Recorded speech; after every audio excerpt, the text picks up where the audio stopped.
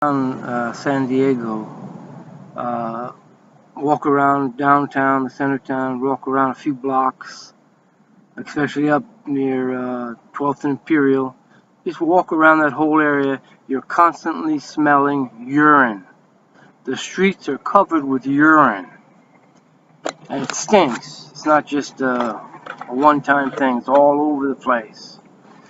And I was in San Diego a few months ago, and I remember there was lines of people, like blocks, like 4 blocks of homeless people lined up to get into a shelter. And now the shelters are closed because there's warmer weather. It happens all over the place. And now they're all over the place, the homeless people. And it's just amazing, And it's like it says in the scripture in Isaiah, chapter 28, verse 8. It says, "For all tables are full of vomit and filthiness, so that there is no place clean. Whom shall he teach knowledge, and whom shall he make to understand doctrine? Them that are weaned from the milk and drawn from the breasts." You do have to do without women for a while, man, to learn what God is saying. Stop being weak and giving in to that. But I'll tell you one thing. In Mexico, I go over to Mexico, and there's no home. I don't see any homeless. Maybe there are people that have their limbs missing. There are people that are begging. But they don't stink. Not like in the United States, where they're all over the place. Now, Mexico used to be like a horrible place to go to visit. Now it's like horrible to come to the United States.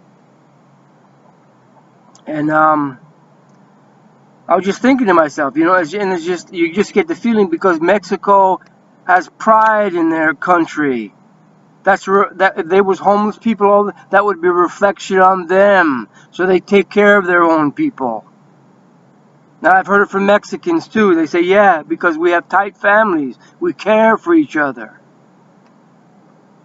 And the bus. Some of the buses are old and worn out, and they may look dirty, but they don't stink. It's unbelievable the stink you have in the United States. And there's another stink here too. And that's as soon as you come back into this country, you realize the great advertisement for gay things. And I'm reading on the news that Arkansas and Oklahoma, they had to change their law so that nobody can be prejudiced against gay people now. That's becoming a law. You have to allow Sodom and Gomorrah to flourish, and you have to like it. You have to approve of it. Otherwise, you're an oddball. And people don't say a word, man, because they're afraid, And let's read in Isaiah, the 3rd chapter, verse 9. It says, "The show of their countenance doth witness against them, and they declare their sin as Sodom." Sodom was proud of their perversity. They advanced it. They hide it not. Woe unto their soul, for they have rewarded evil unto themselves. That's what God says. I don't care what you say. Do you think by following these wicked people who are telling you that gay is good and everything, do you think you're going to be saved? Are you just afraid? And watching your country just go down the drain? Because God is going to require an accounting. They don't have that in Mexico. And they don't have spy cameras everywhere watching people. And police watching people everywhere. Mexico is not perfect. Some things I don't like over there, like you can buy a bottle of water for 40 cents, but to take a pee, you got to pay 50 cents, And if you go into a grocery store, they want to take your backpack or whatever, as if, you're supposed to trust them with your backpack, but they don't trust you in their store. And actually, they're not even watching the backpacks. Anybody can come up and take it or whatever. A lot of them, But this place is really horrible. When I wake up in the morning, I feel a dread, It was not like I don't feel like there's time left, Like before, I woke up with a relaxed feeling.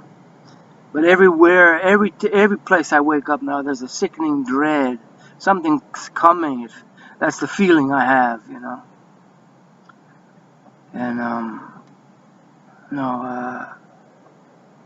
it's amazing, They talk about backward countries, man. My God.